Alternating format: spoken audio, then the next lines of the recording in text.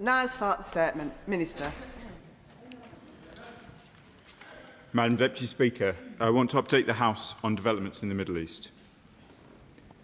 Everyone in this House and across this country will be horrified by what is unfolding, by wave after wave of reckless Iranian missile strikes, by the loss of life, and of course, by the fact that many thousands of British citizens are caught up in this crisis.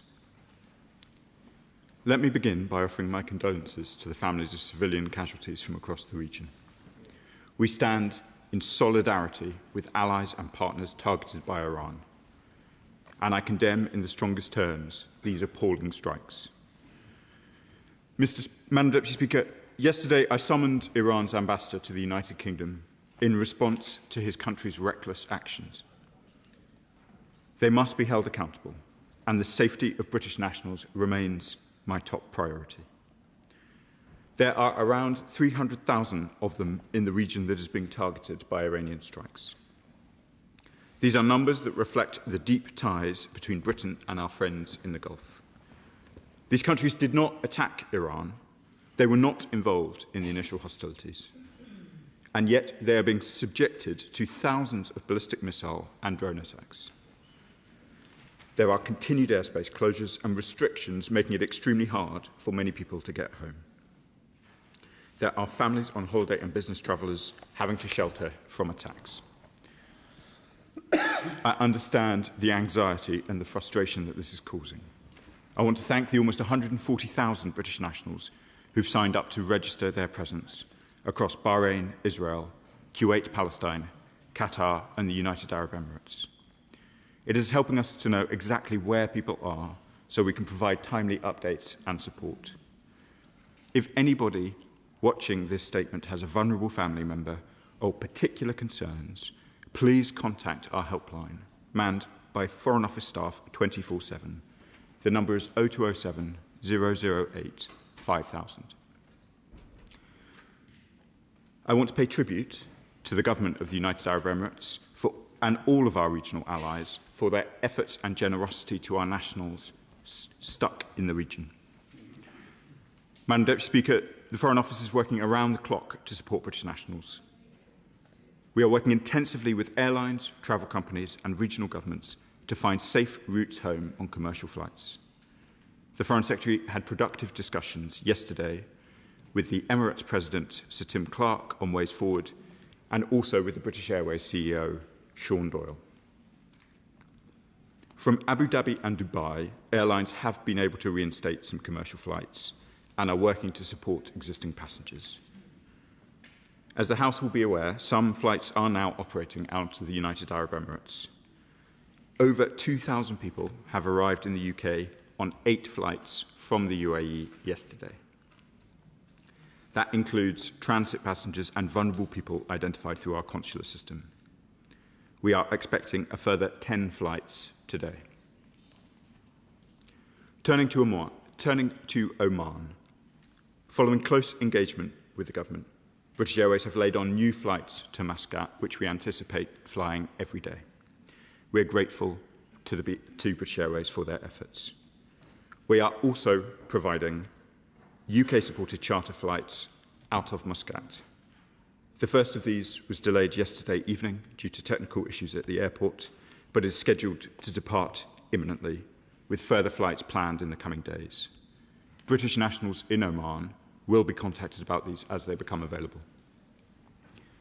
In addition, we have deployed rapid deployment teams on the ground to help facilitate onward travel for British nationals. I can confirm to the House, Madam Deputy Speaker, that a further RDT has been deployed in the last 24 hours.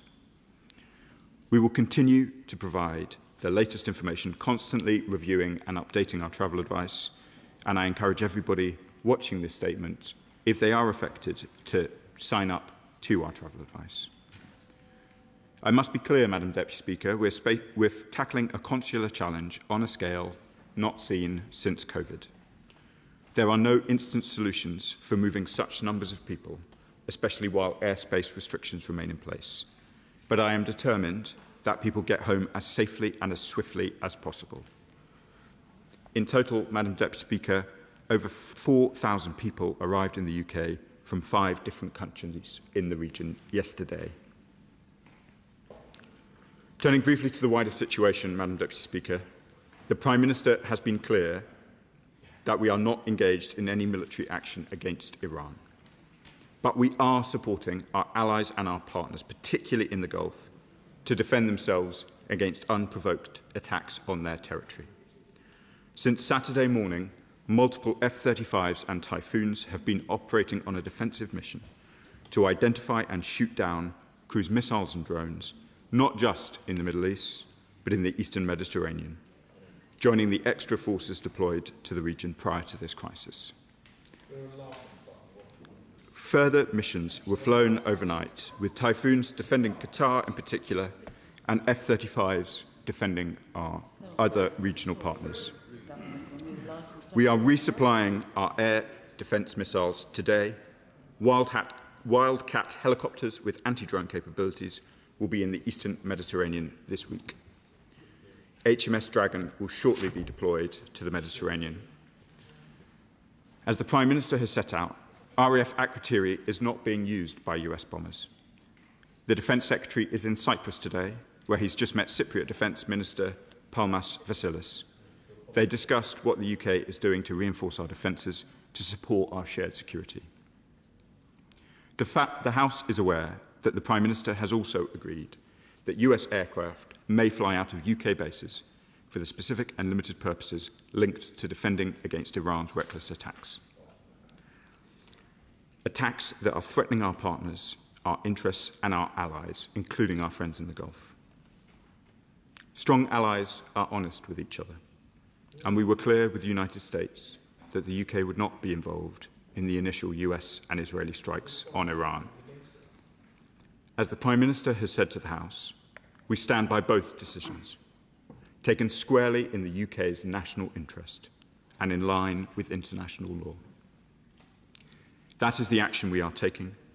That is the agreement we have reached with the United States to protect our nationals and our allies.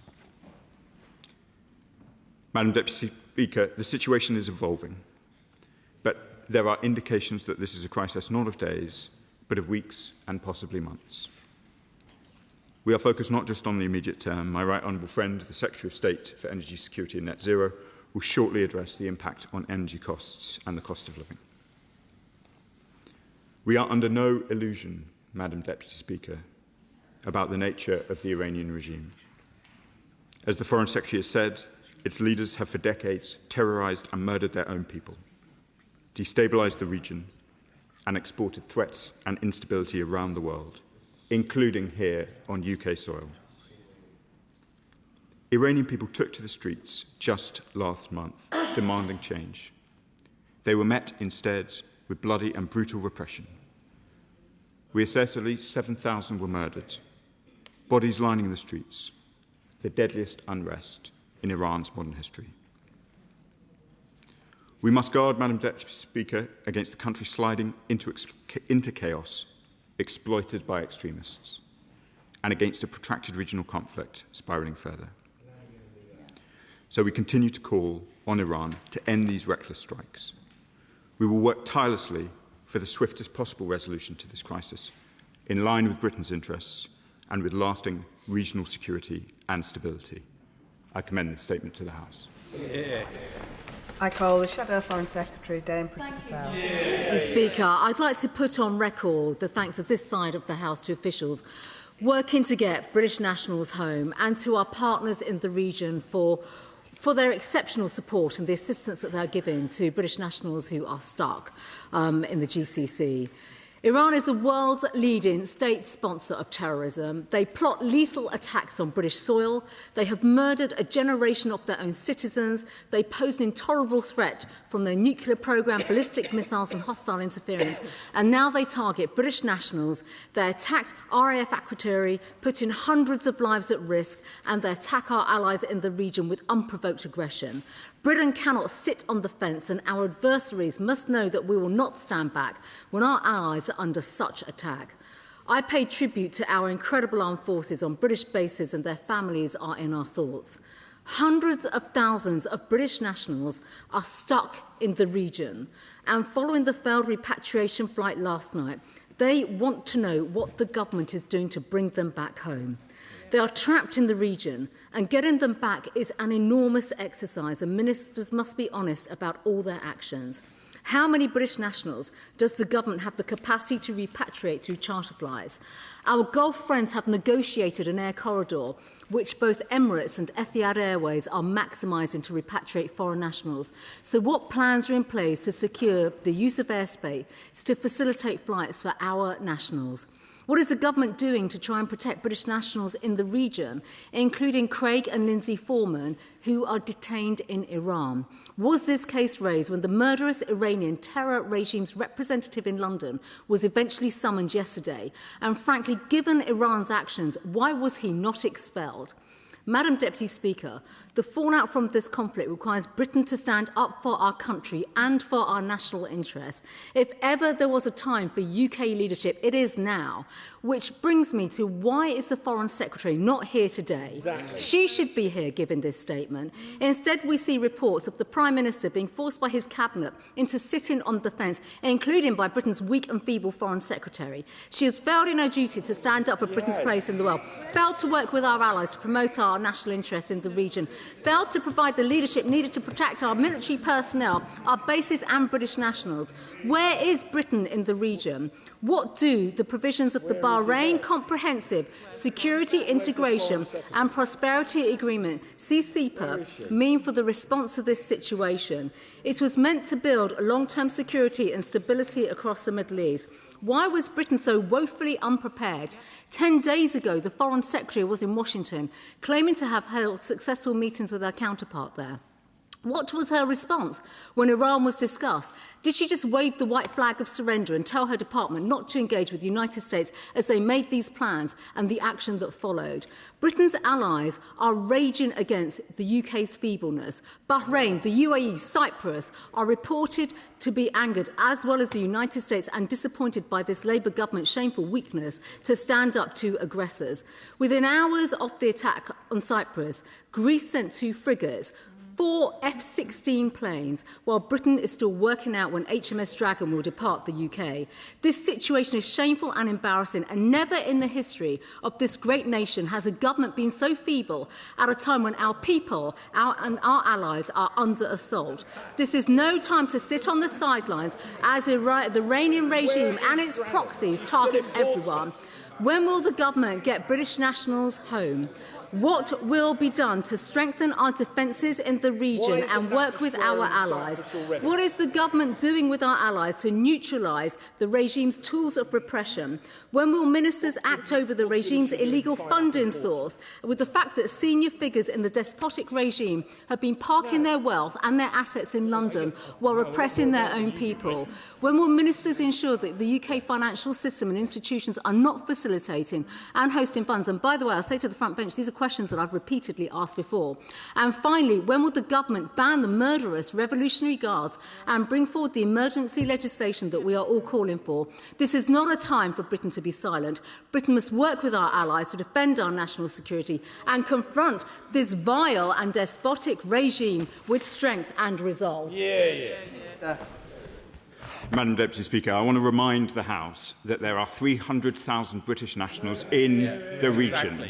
Madam Deputy Speaker, as the House will be aware, I have been in many crises which affect British nationals overseas. The House will know this is a very significant one. I can confirm to the House, and particularly to the opposition benches, who've chosen to use language in the last 24 hours, both personally about the Foreign Secretary, as the Shadow Foreign Secretary just did, but as the Leader of the Opposition did about orcs and goons yesterday. The ministers of this country have been in the Foreign Office Crisis Centre since Saturday. I will not reflect on my own time as an official during previous crises where the same was not said about foreign ministers during such times. Madam Deputy Speaker, I want to be clear for British nationals in the region. I'll be grateful if the front bench opposite could keep their volume just slightly down. Order. I would remind members that we do listen with respect in this chamber, especially when the situation is so serious. Minister. Madam Deputy Speaker, I want to be clear for British nationals in the region that the commercial routes which are opening up are by far the most likely and the most rapid route back to the UK. I recognise the terrible uncertainty and anxiety faced by so many British nationals in the region.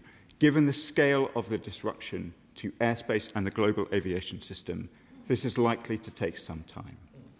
We have put on charter flights and we're working with our commercial partners to ensure that vulnerable British nationals are prioritised.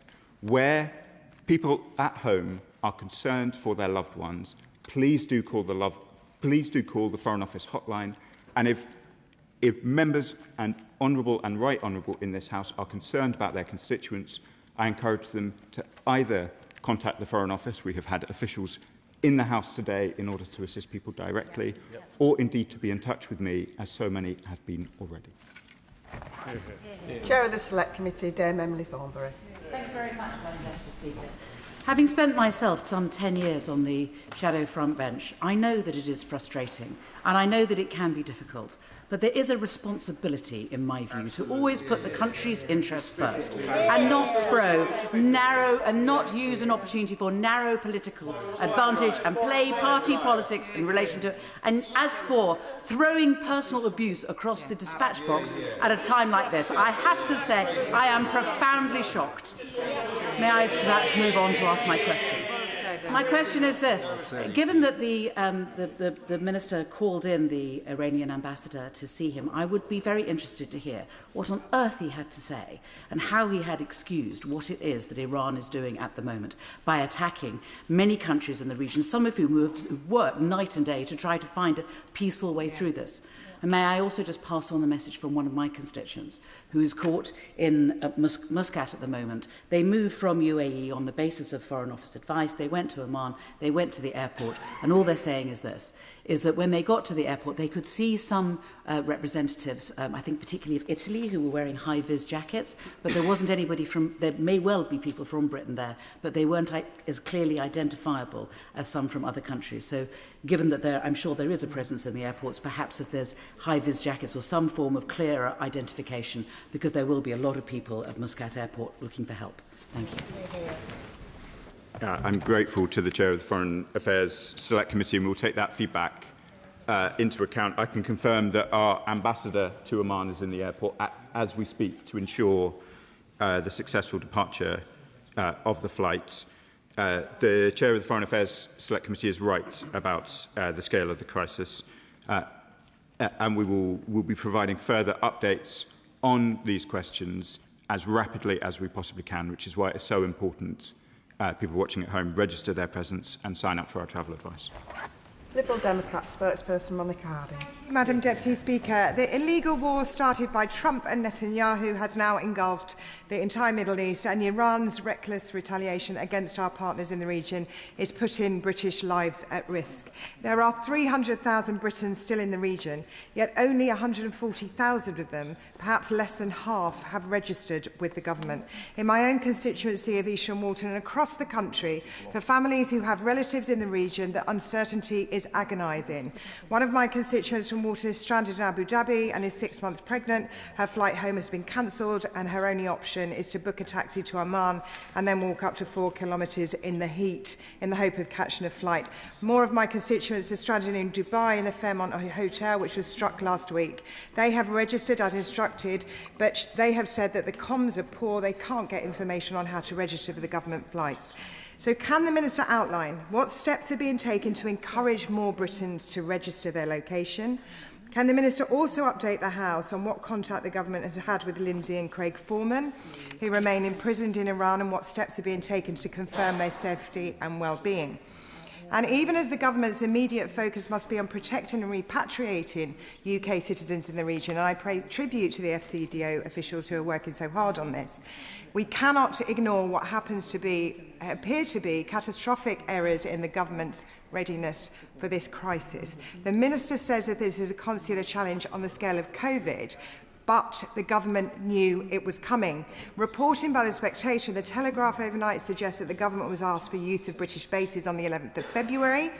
There has been a huge deployment of US assets over the last month, and I also assume that the government wasn't oblivious to the USS Gerald Ford steaming towards the eastern Mediterranean in late February.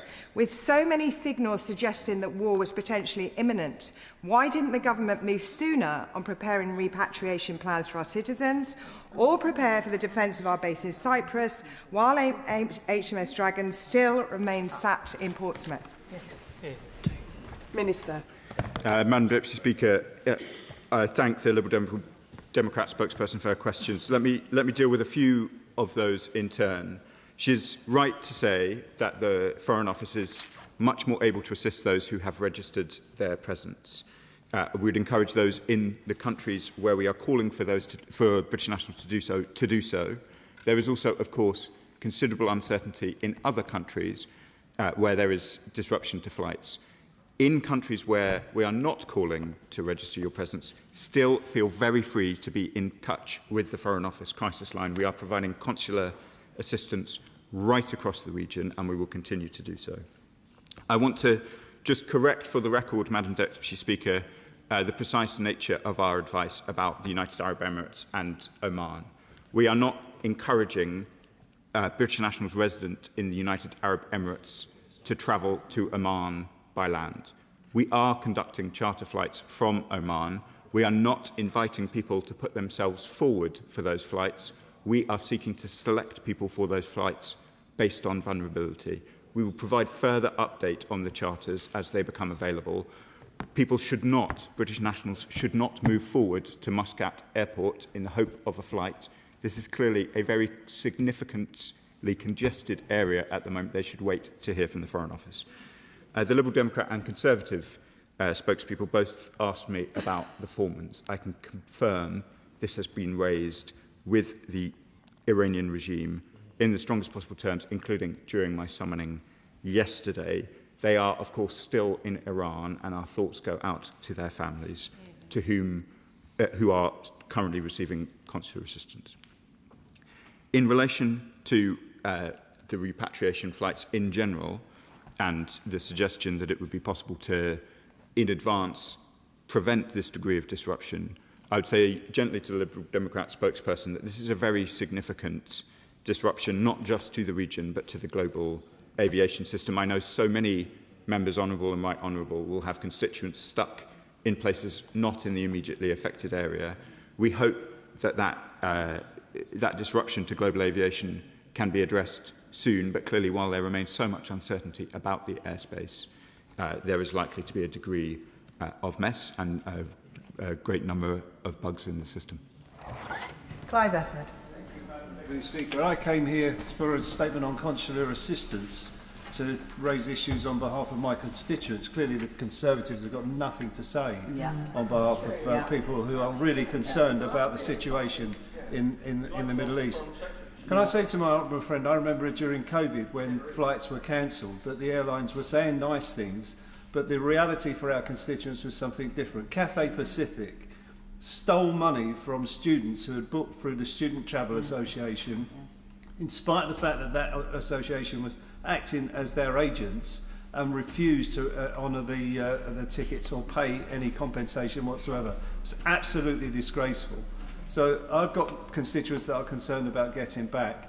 And so can I say to him, keep the pressure on the airlines, because they will be as nice as pie to him, but when it comes to our constituents, when they're face to face with them, they will get away with whatever they can get away with. So keep the pressure on the airlines to deliver for our constituents.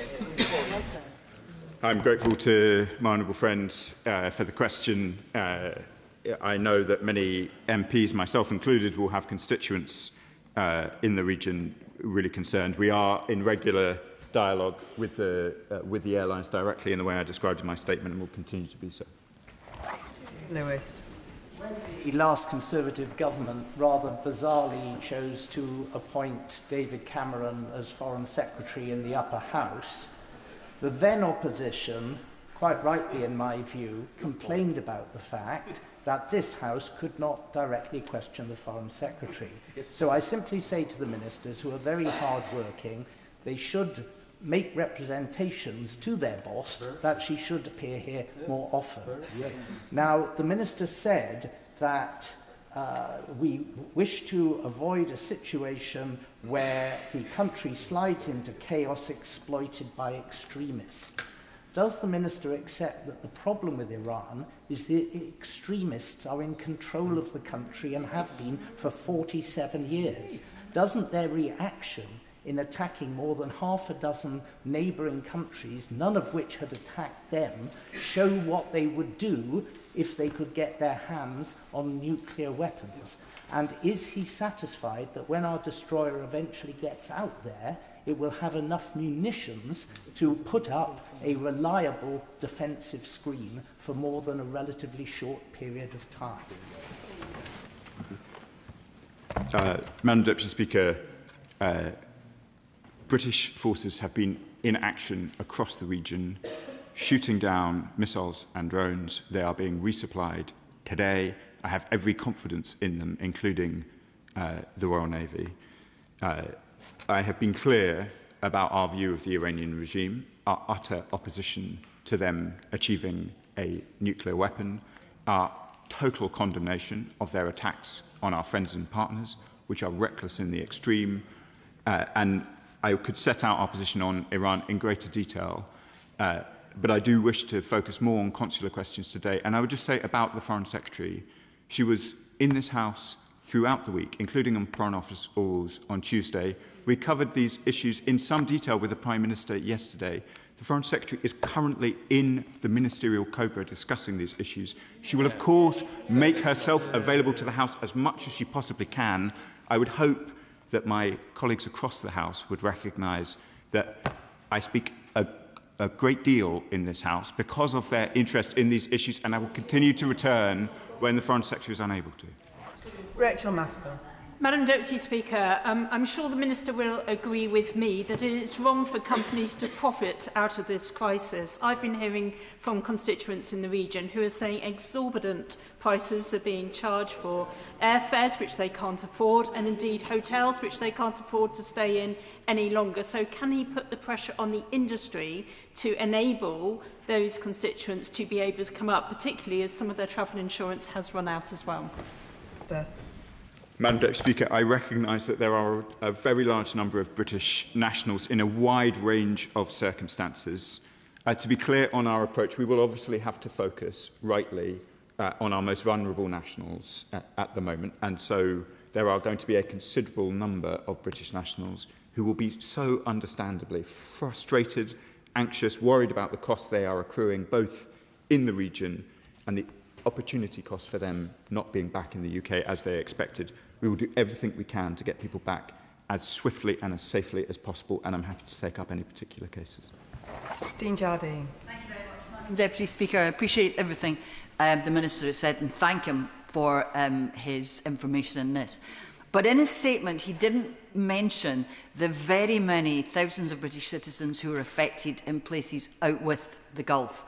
In my own case, I have constituents in Sri Lanka who cannot get home, and they have said that they can't actually get any consular assistance at the moment because they're not vulnerable, they're not in any danger. So can he tell us how people in other parts of the world who are now going to incur massive costs because this is an act of war and insurance companies may not cover them, how the government is going to support them through consular assistance and help them get home? Madam Deputy Speaker, I'm sure the whole House will appreciate that we will continue to discharge our consular responsibilities right across the country, but my department is understandably focused on the vulnerable and those in harm's way. We will make sure that everybody who is stuck gets home, and please do encourage your constituents to be in direct contact, and I'm sure that the relevant embassies and high commissions will assist where they can. But I'm afraid that many of our friends and countrymen across the world who are facing disruption are likely to do so for some days. The global aviation system is responsive and fast, but given the scale of disruption, it may take yet a little while longer. Thank you, Madam Deputy Speaker, my constituent Lisa is stuck in Dubai. She's 3 months pregnant. She has her 18-month-old son with her. She has medical needs and is running out of vital medication in the UK. Could I have some reassurance of the dispatch box for Lisa's family that she will be prioritised for a flight back home as she is medically vulnerable? Madam Deputy Speaker, if members in this House or constituents are worried that they are vulnerable, please be in touch with the Foreign Office. Even if there are British nationals in the region who are vulnerable but for whatever reason are unable to get on a flight shortly, we will ensure that they get our full support to access the medication or any other assistance that they require in order to continue to stay in the Gulf as safely and securely as possible. We will take up the individual case. I want to encourage colleagues and those listening, if there's any question of vulnerability, contact us directly. Do not simply wait because you've registered your presence. Blake Stevenson. Thank you, Madam Deputy Speaker. Can I first thank the Minister for his statement today?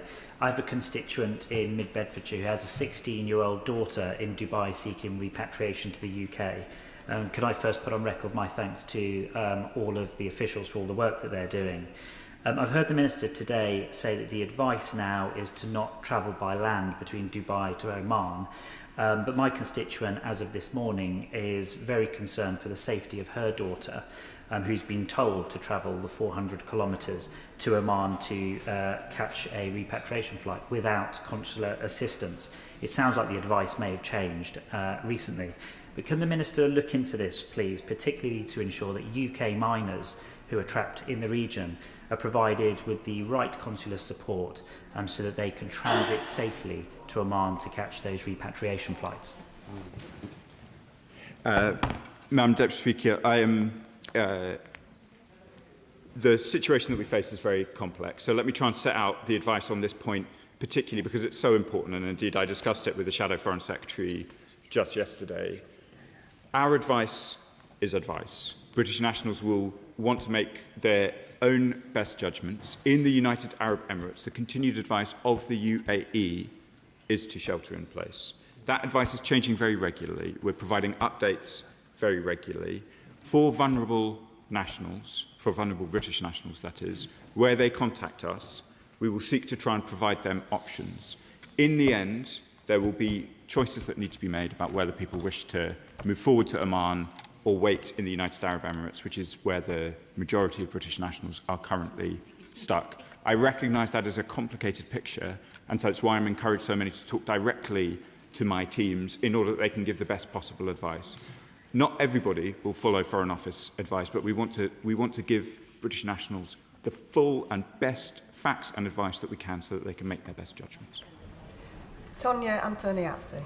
Thank you, Madam Deputy Speaker, and I'm grateful to the Minister for his statement and the advice that he has given my constituents and everybody else. But there's just two issues I wanted to raise with him. We asked the FCDO yesterday about vulnerable travellers, and they said people who identify as vulnerable should highlight this to the FCDO, but they weren't able to give guidance on what would be classed as vulnerable, and I feel that that would be really helpful. Obviously, what steps are he taking to identify other countries, such as Egypt, that may be where we have travellers still going out to these countries for holidays, and there is a danger that they will get stuck there should this situation escalate, and what advice would he give them? Thank you. Madam Deputy Speaker, we are providing travel advice for every country relevant. It's changing quite quickly. I would encourage people to look at the specific travel advice. And after much painful experience of complex crises, I don't intend to provide a detailed definition of vulnerability. In a crisis of this nature, I would prefer people to speak directly to my officials to explain why they feel vulnerable so that we can give the best possible advice. Err on the side of caution and call the Foreign Office hotline if you are worried about vulnerability. Brendan O'Hara. Thank you, Madam Deputy Speaker. Our thoughts are with those stranded in the region, and we wish them safe passage as soon as possible. But I do fear that this is the moment that the hollowing out of the UK's Consular Support Service will have real-life consequences for many UK nationals. Of course, there's no consular support presence in Tehran at the moment, and I know that the Minister is aware of the dire situation faced by Craig and Lindsay Foreman, who are being arbitrarily detained in Evin prison. But before leaving Tehran, did the embassy make contact with Craig and Lindsay directly to advise them what to do in the situation that perhaps they were released or managed to escape from Evin prison? And if they didn't contact them directly, why didn't they?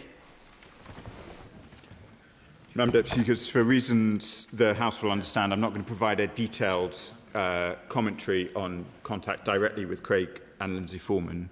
The honourable member is right that we cannot offer consular assistance in Iran. We have withdrawn our embassy.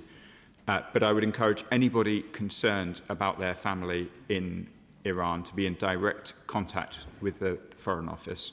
This is clearly an extremely sensitive moment. We will take the same approach this year that we did in the conflict last year. We will provide all the help that we can, but we must manage expectations. In the absence of our embassy and in the long-standing absence of our ability to provide consular support in Iran, what we can do will be limited. But do not hesitate to contact us if you are worried about family members in Iran. Sarah Smith. Thank you, Madam Deputy Speaker. Like many members, I've been supporting constituents from Hyndburn seeking to return to the UK. And it sounds like, although it's not been simple, Janet and Hugh are due to be on one of those extra flights there. It sounds like the Minister's helped to secure with BA getting them back today. But will the Minister just reiterate the importance of any individuals with any particular vulnerabilities to use that consular helpline and make sure they're prioritised for those evacuation flights that you're looking into? I thank my honourable friend for her question. I'm very glad to hear that her constituents feel that they are heading home. I would say, as we saw with our own charter flight, there is still a great deal of complexity. There are likely to be bumps in the road. We will get everyone home. We will make sure that we attend, of course, to their safety and security at every step of that. And please do be in touch if you think there's any particular vulnerabilities or reasons why families at home are worried about their loved ones getting home. Be in touch in the way that my honourable friend suggests. Lincoln Job. Thank you, Madam Deputy Speaker. Can I thank the Minister for his statement? And can I also express a certain amount of sympathy? Like him, I've run evacuations under fire, and it is pretty chaotic. And he and his officials will inevitably attract some criticism. It's the nature of the beast, as he knows. The Prime Minister, at Prime Minister's questions yesterday, listed a number of preemptive measures which he took prior to this conflict starting. And it was quite a long list. I think it was surface-to-air missiles, it was radar, early warning systems. The one sort of obvious gap in that list was sending a ship to the Mediterranean, which is now obviously the first thing that the government has done as a result of this. And so can I ask whether that decision not to send the ship as part of that preemptory package, was that a question of capability or intent? Was it that they couldn't send a ship, or because the government didn't want to send a ship? I'm grateful to the gallant member for the constructive and reasonable tone of his question, and that's not just because he has the finest first name in Parliament. Let me provide some additional commentary on HMS Dragon, given it's been a subject of such interest. Decisions, as the gallant member will know, are made on operational factors. Force protection is at its highest level in the Eastern Mediterranean.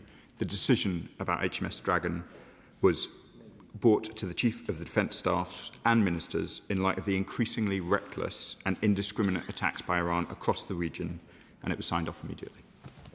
Lorna McAvoy. Thank you, Madam Deputy Speaker, and I thank the Minister for all the work that he's doing in this ever-changing situation. Can the Minister offer some advice to my constituents, the Samuels family and their 2 children who are in Dubai at the moment? They are not able to get proper advice from the airlines as to what options are available to them, and I wondered if he could elaborate on the work that he's been doing with the airlines where commercial flights are taking place, and are they prioritising on need and vulnerability?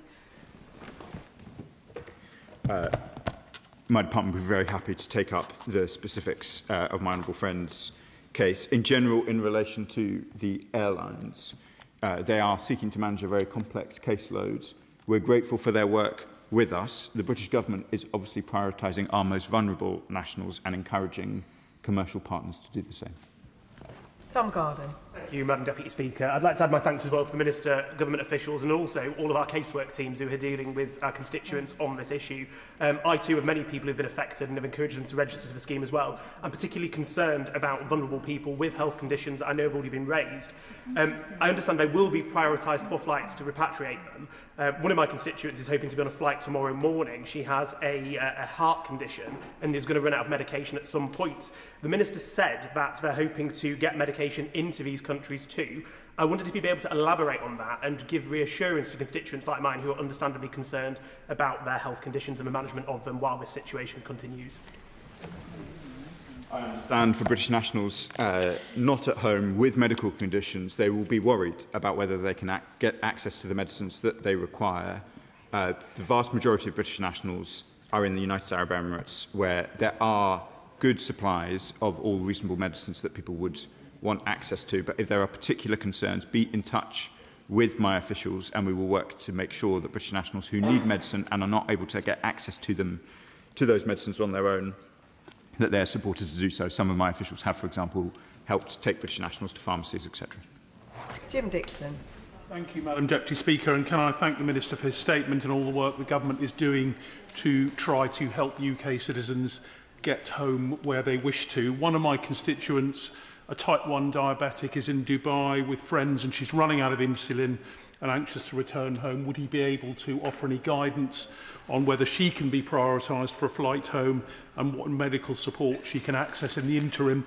And could he also offer advice to other constituents of mine, including Crystal Wymont, also currently unable to leave Dubai due to flights being cancelled on more than one occasion and who are finding it difficult to access support when they contact the UK consulate in Dubai due to a heavy workload, clearly, that the consulate are experiencing?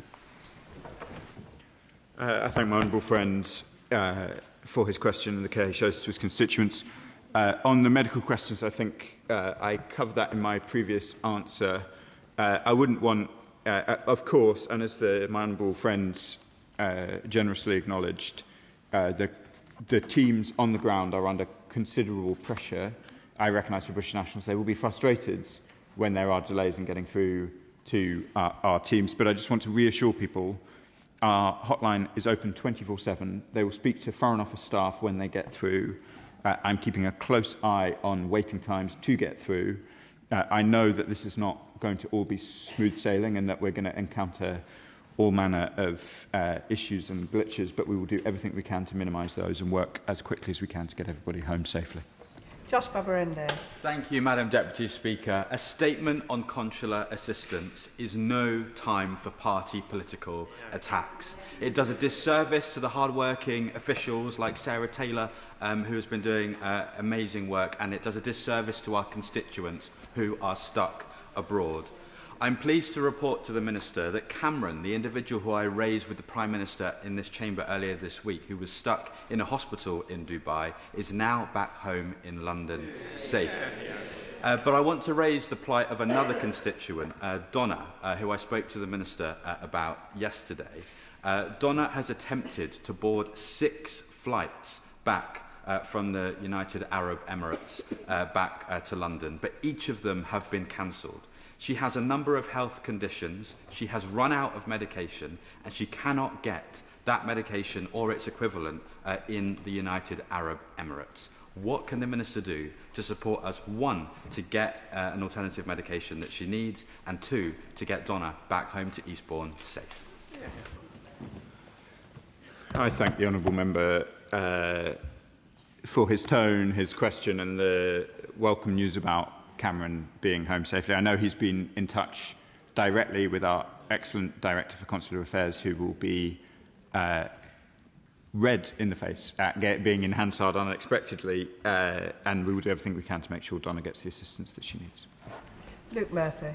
Thank you, Madam Deputy Speaker. With family that have been living in the UAE for a number of years, I know how worrying it is for many families here and there, so I wanted to put on record my thanks to the Minister for his work and those of his officials in providing consular assistance. I wanted to raise a case of a particular constituent who's been in touch, who was on his way to transit in Kuwait and has now found that Kuwaiti Airways are no longer paying for their accommodation and seemingly providing very little help. So I just wanted to ask what more they could be doing, what I could be doing to support them, and what other support is available to them, and what work we're doing with the commercial airlines to ensure that they are providing the right support to people like my constituent. I thank my honourable friend for the question. We are working directly with airlines, and I'm sure my honourable friend is putting these points to my officials, and we will follow up. Jim Shannon. Deputy Speaker, can I thank the Minister very much for his answers, and also to the Minister and his department. I had some constituents who worked for Shorts Bombardier. They were in Malaysia. They were returning home to the Middle East, coming back to Northern Ireland, and obviously found themselves restricted by the events that were taking place there and only able to travel. They got home last night, so I want to put on record my thanks to the Minister and his department. Minister, there are 138,000 British people who have registered their presence in the Middle East. Get them home is one thing, but making sure they're safe when they're there. Can I ask the Minister what's done to make sure, because families are worried sick, to make sure the family want to know that their loved ones are safe? Thank you. I thank the honourable member for his important question. I am conscious particularly of those from Northern Ireland have a slightly different process depending on whether or not they have a British passport on them for signing up to Ministerial presence. We've clarified the process in relation to that, and if there are any questions, please do refer them to the Foreign Office. The honourable member is right to talk about the risks in the region. That's why we're providing such updated travel advice to ensure British nationals are aware of them. But of course, we are taking concrete actions too. I can confirm to the House that we have been actively disrupting threats over the last few days. That includes the RAF Typhoon Squadron jointly with Qatar, which has been shooting down drones over Qatar, RAF F-35B Lightning shooting down uncrewed aerial systems over Jordan, and British counter-uncrewed aerial systems teams neutralising drones in Iraqi airspace heading towards coalition forces. Britain will take active action to defend our people, our interests, and of course our friends and partners in the region. Adam Jurgey. Thank you very much, Madam Deputy Speaker, and I thank the Minister for his statement and associate myself with his condolences to the family of those who have been killed, his tone today, and thank him for summoning the Iranian ambassador yesterday, who I hope was left in no doubt both about our values and our resolve. Now, I acknowledge the work to get those stuck in the Middle East at home, but my constituent and his family from Newcastle Lyme, Madam Speaker, are stuck because their flights through the Middle East have been cancelled twice. The next available flight, I've been told, they were told this morning, is the 24th of March, and their travel agent has said to them that the family must pay for their accommodation between today and the 24th of March at about £1,000 a night for the next almost 3 weeks, which is £20,000 or so. So notwithstanding what the Minister has said today, can I urge him to go further and much faster in ensuring that airlines and agents don't leave people in the lurch, don't take advantage and don't let them down? I'm grateful to my honourable friend. I can confirm I did leave the Iranian ambassador with no doubt about the British position and resolve. In relation to his constituents, please be in touch. It sounds like they're not in the region and that there's a particularly expensive set of hotel bills facing them. It'd be easier for me to get into the details with a little bit more detail following a conversation with officials. Terry Jeremy. Madam Deputy Speaker, and I thank the Minister for his statement today. Can I invite the Minister to join me in paying tribute to the pilots and other service personnel based at RAF Marham in my constituency? It was the F-35s based there that were engaged in action this week to protect British citizens and support our allies, and I pay tribute to their skills, expertise and dedication. I do, of course, Madam Deputy Speaker, join him in his tribute to RAF Marham. I would also have to mention RAF Waddington, a vital airbase in my own constituency, which are also providing a considerable contribution. I know the whole House will be thinking of our armed forces as they keep our people, our interests and our allies protected in these tense days. And the final question on this statement, John Slinger. Thank you, Madam Deputy Speaker. My thoughts are with British citizens in the Gulf, and as someone who's lived in that region and worked there, I can only imagine how concerned they must be. The opposition frontbenchers yesterday and today have used careless, aggressive and disrespectful language in this chamber, and I imagine they're doing so in order to wrap themselves in the cloak of national security patriotism.